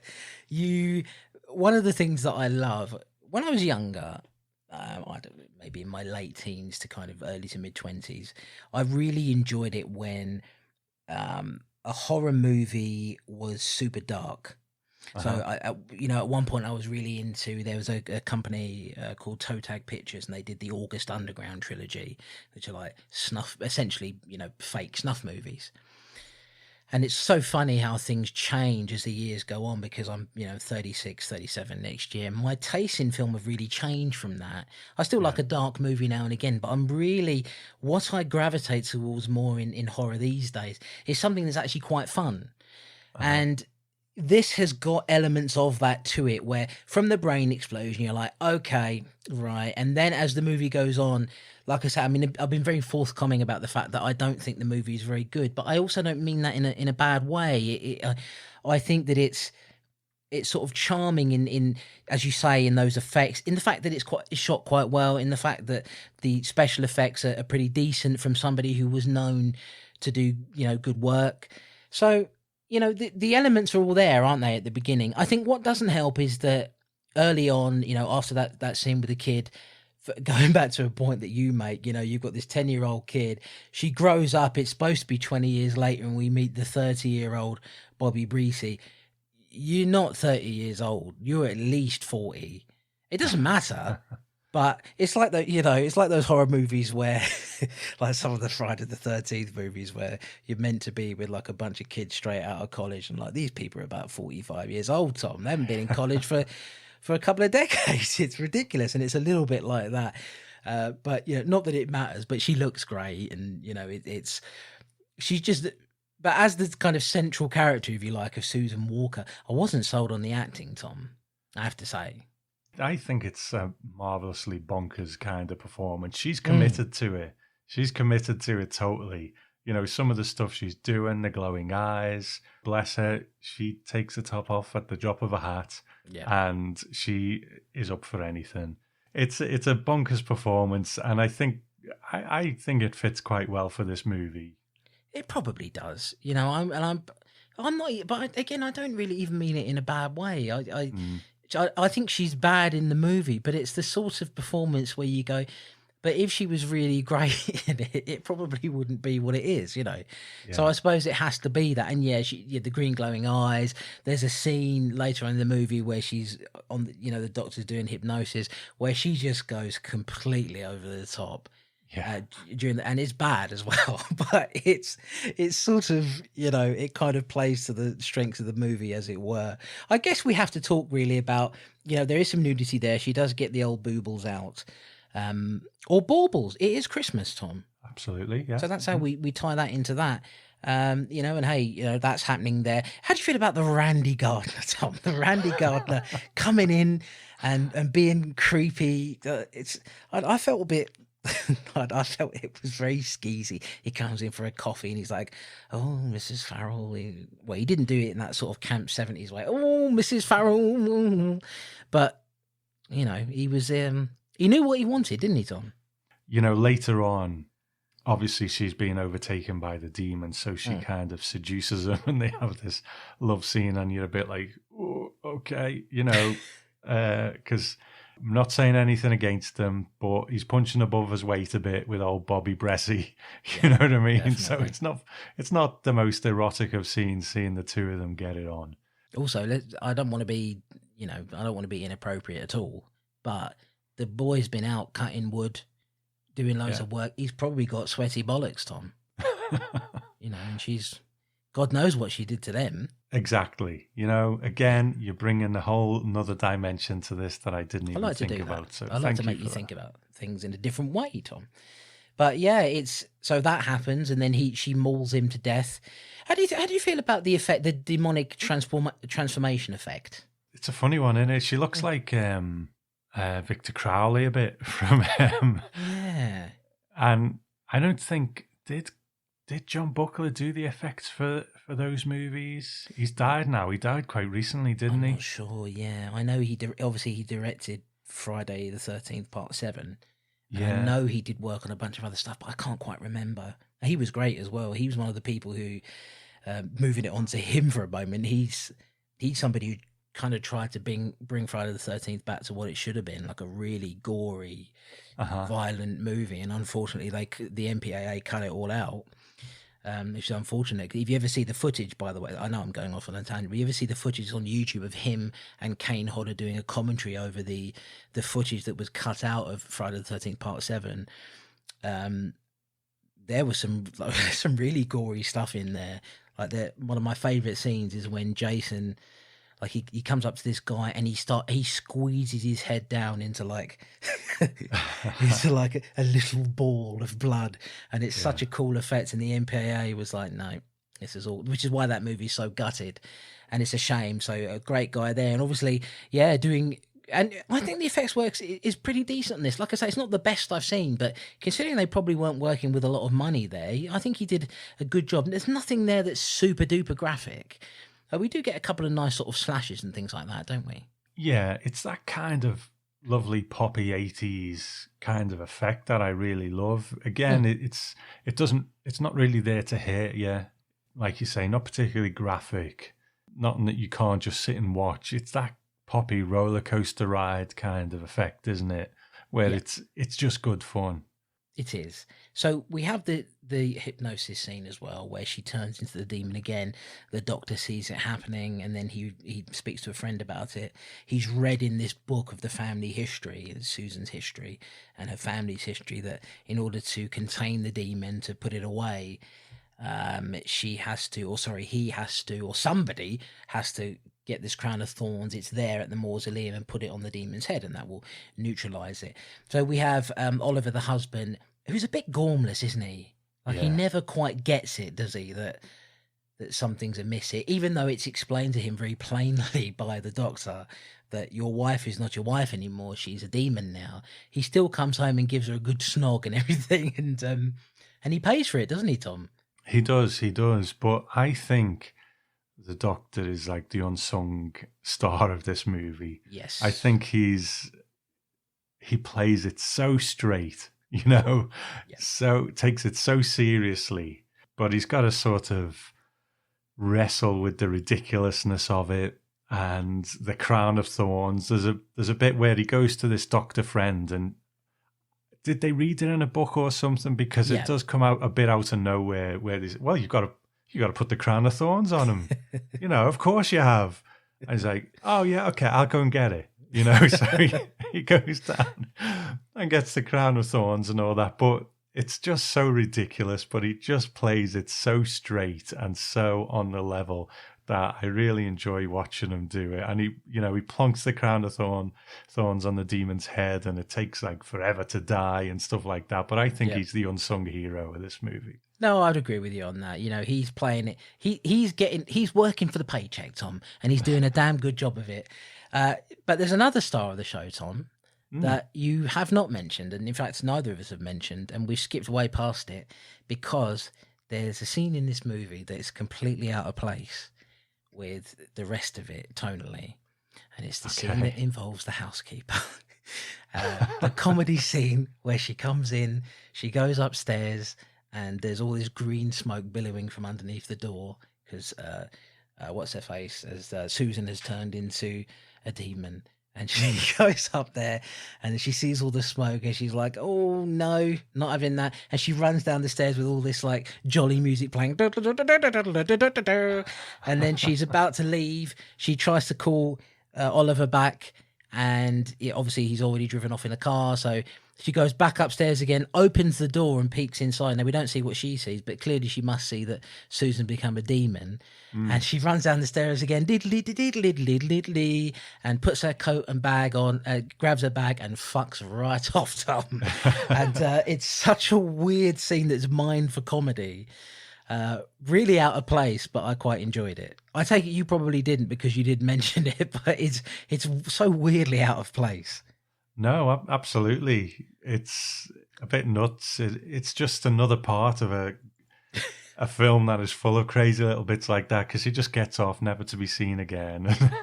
I think she's never seen. Does she? She's not come. She doesn't come back and get killed, does she? No, she puts that coat on Tom, and she is gone. And good luck to her, because she's one of the few people that makes it out of the movie alive. That's right. That's right. She understands. This is the thing, Tom. People don't understand when they're within the context of a horror movie, like her husband. Like, it's time for you to go, buddy. It's time for you to get out and go away before you kill yourself. Now, the housekeeper knew. She was like, I'm going to die. I'm not allowing you to kill me. I'm going to fuck right off. The husband comes back, and unfortunately he pays for it because he gets his rib cage pulled through his body, out of his body. And so he paid for it. The housekeeper did not, Tom. You must always remember her. I can't remember what her name is, but may she live on forever in our hearts. We go towards the end of the movie, and yeah, Dr. Andrews comes to the house. Oliver, the husband, is dead. And he sees Susan there, and she's being sort of very coy and almost kind of regressing back into being that 10-year-old again.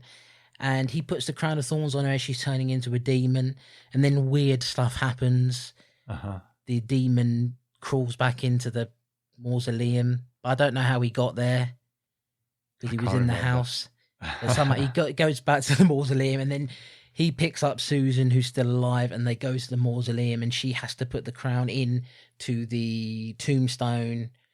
Or into the tombstone, into the, what do you call that now? Like the crypt thing. The crypt, into the old crypt. And they shut the lid, and then they leave. Susan's alive, he's alive. Nobody else is apart from the housekeeper, but hey, at least we're there. And then, the movie's capped off by a very strange moment, Tom, where we basically meet. This is pretty much the origin of the Crypt Keeper, I think. Yes, and the Mexican gardener. The Mexican gardener comes back, but he's like a hooded figure who like laughs in an evil fashion at the end of it. And the doctor said to him, and this comes out of nowhere, the doctor says to him, look, I can't remember what he says, but he says, like, you've been here before, you know what's going to happen, keep people out of the mausoleum. And we're like, who's this? What's and he's like, I'm just here to visit my dead wife, you know. Well, you just assume because I'm Mexican, I'm the gardener or something. Exactly. Racist bastard. And he's the same guy as the one who she killed earlier on. So that it doesn't make sense at all. But I have to wonder if that character, the one with the hood on, who I know is the same guy, if he was the one who was beckoning her in, because we never see who the person is, the shadow, do we?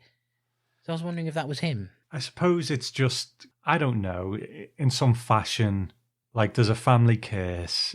He does look after the cemetery maybe, but he's also become her gardener to sort of keep an eye on her, and he's part of the curse or the evil, or, you know, sometimes you get these sort of familiars, don't you, who work for the evil force in some fashion. I suppose we can say that, but who knows, because it is completely nuts.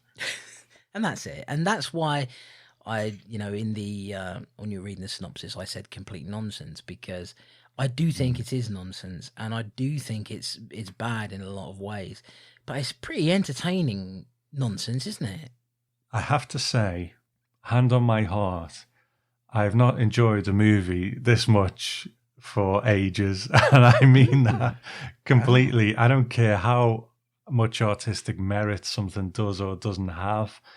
When you have so much fun with a movie like this is like definitely top 5 on the Section 3 list. Might even be vying for the number 1 spot with Christmas Evil, but Christmas Evil's a bit more worthy. But I just thought this was just a blast from start to finish. From the moment that guy's brain pops out of his head, it is just fun all the way, you know? Yeah. It's got big performances. It's got poppy, fun special effects.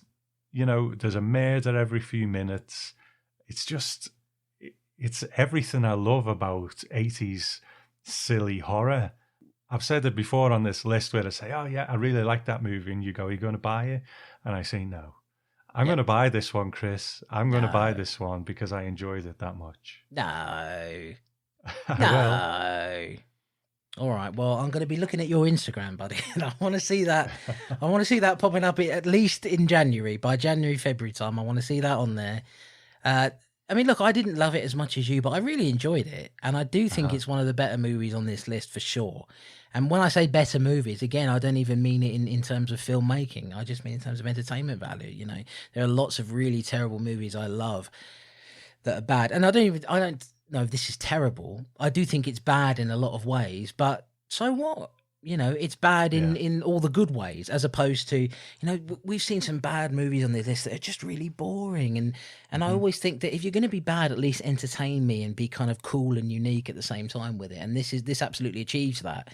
I can understand why it's kind of revered in its own way and has this kind of cult status, I suppose. It is a really fun, stupid movie. And, you know, hey, you got to be glad for that. Definitely. It was a breath of fresh air, you know, because sometimes you think, oh my God, it's my day off. We got to watch a couple of films for the podcast, and it's just some boring or whatever movie. But this one, man, this was great.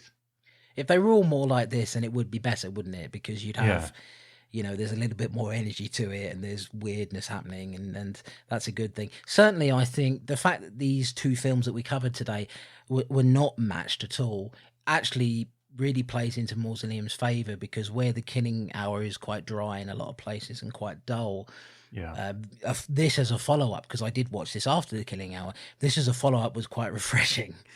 You know, to see that. Definitely. And it does, while it's not up there with the quality of some of the movies that I really love from the 80s, like Night of the Creeps and movies like that, it does kind of go for a somewhat similar vibe. It's got that fun, silly horror vibe to it.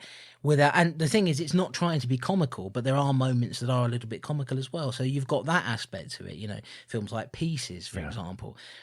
So, yeah, this gets the vote from me, Tom. This is a really entertaining, refreshing film on this list. You know, certainly go into it knowing its flaws. But I think most of you out there, or Andrew rather, Andrew, I think you'll appreciate this, but then you've already seen it.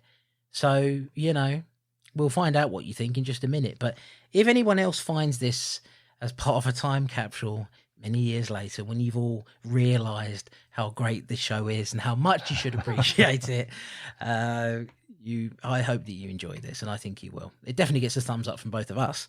Oh, absolutely, absolutely. I really want to buy it. So, Chris, tell me I can buy this. You can absolutely buy this, Tom. And when are you going to do that? I need to pencil that in. January. Okay. It'll happen. What year?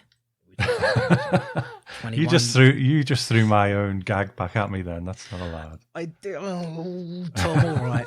No, I believe you. I think you probably will. I mean, there's a few films on this list that you said you love, and I'm like, no, you're not going to buy that. He's a minimalist now. He's not going to buy that. But I can certainly. I mean, this is on Prime Video. This is one of those things that I might well, you know, watch again over the weekend. You know, it's that kind of thing. It's got good entertainment value to it, Tom. Okay, well, look, Tom, you're going to be buying this movie. Well, thankfully, Vinegar Syndrome have put out a Blu-ray, and they did that in February of this year as part of a Blu-ray DVD pack. Now, this release is completely region-free, and listen up here, Tom.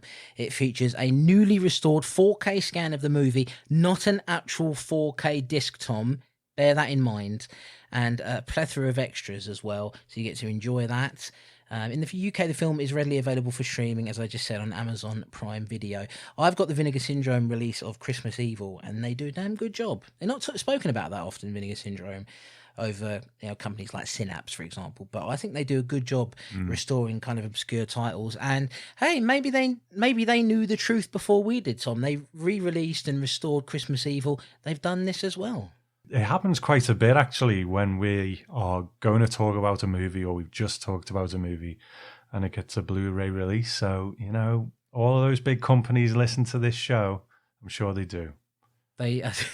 Why does Andrew run all of them? Andrew Roberts runs all those companies. He runs them, doesn't he? That's why it happens. Okay, well, there you go, folks. That was Mausoleum and The Killing Hour just before that. Two very different movies, but hey, we picked a favourite there quite clearly, I think you can see. Oh, definitely. And that's it. We're doing well. Where have we gone wrong, Tom? Where have we gone wrong? Probably putting out a show once every 9 months. To be honest, though, we're still more regular than Gore Blimey, so there is that. We are. He's fucked off as well, Tom. Everybody's gone. It's a sadness. It's a real sadness. But yeah, we've only got 3 episodes left, folks. So hey, enjoy it while it's here. It might go away someday, and then you'll have nothing. What are you going to do then? Hysteria Lives? No. Yeah, I'm only joking. I've never heard Hysteria Lives. I'm sure it's great, but I'm just coming up with examples. What are you going to listen to? The bloody wine show? No, you don't want to do that. Although you're probably on that, Tom. You love a bit of wine, don't you? I do love a bit of wine. What's your favourite wine? Red for £5 a bottle in Asda. That'll do me. Nice vinegary red for Tom there. Do you know what? I had a habit years ago of when I was with an ex-girlfriend, she would put a glass of red wine down on the floor and I'd kick it over every time. I'm such a clumsy old tart. And that's unfortunate. Well, look, I've had fun. I don't know about you, but I have. I'm not talking to you, Tom. You always have fun with me. I know that much. It's always a sadness for you, isn't it, when you have to go back to the old day job, the Twilight Zone podcast, and you've got to talk to all them lot. Where instead you get to be on it with your old pal Christopher, your very first patron, and arguably the cheap influence in your life. Not the chief influence, the cheap influence. That's right. Yeah. Whenever I want to slum it, here I am. There you are, and the world is all the better for it, Tom. So, look, we've got, as I said, 3 episodes left to go. What is going to be on the next episode? Episode 39. Okay, episode 39. Oh, my God. Have we really done 39 episodes? We have. We're almost at 40, Tom. Wow. Okay, well... It's only taken about 12 years. Yeah, the theme is a psychopath stroke serial killer. You can tell by this point in the list. It's just kind of getting really vague, you know. I think people get killed in this one, so we'll put these two together. But they're called Blood Song and Don't Answer the Phone. So let's see what they've got for us. Of course, if Don't Answer the Phone was made in 2019 or 2020, as it's about to be, it would be called Don't Answer the Phone While Driving. It's dangerous on the motorway. Blood Song could be a musical, Tom. Right, okay. Could be a musical. And that'll be right up my Strasser because, you know, I love a good sing song. If only I could carry a tune. Can you sing, Tom? I don't think so. All right. Well, that was a dour ending to the show. Sorry. With it being the Christmas episode, I thought you were leading up to us doing a duet, weren't you, at the end? Well, I don't want to have to put you through that, Tom. Little drummer boy like Bing Crosby and all right. David Bowie. Okay. Pum-pum-pum-pum. Maybe next year. Fuck Christmas. No, look, I hope you have a good Christmas, everybody. Tom, can they find you, or are you not on the old socials that much these days? I sort of wiped my Twitter clean, to be honest. It's still there, just so no one jumps on my Twitter name and starts to impersonate me, but... I don't go on it. It's just such a hell site. But we don't want to talk about that at Christmas. So Merry Christmas, everyone. Merry Christmas, you bloody social media fools. The hell site's a very good word for that. I did the same thing. I was going to delete all my accounts, and then I said, well, I won't do that. I'll just keep the name there in case somebody tries to impersonate me. And then all of a sudden you start seeing like some idiot on there going, knees up, Mother Brown, or whatever it is that you think people like me do. But anyway, that's where you can find us. Nowhere, apparently. And yes, we'll see you in the new year, 2020, with another episode of The Strange and Deadly Show. Until then, I've been Chris Clayton. And I'm Tom Elliott. And we'll see you on the next one. And let me finish with a Christmas song. Tingling, tingling, tingling, tingling, tingling, tingling, tingling. Well, it's cold outside and it's Christmas time. I can't think of anything else to say, Tom. Just fade the music in there. Just fade the music in. You know everyone will think you carried on, and it'll be great. All right. You know how Wizard said he wishes it could be Christmas every day? That's what a rich cunt would say. We can't afford that, Wizard. Bloody idiot. You 1% bastard.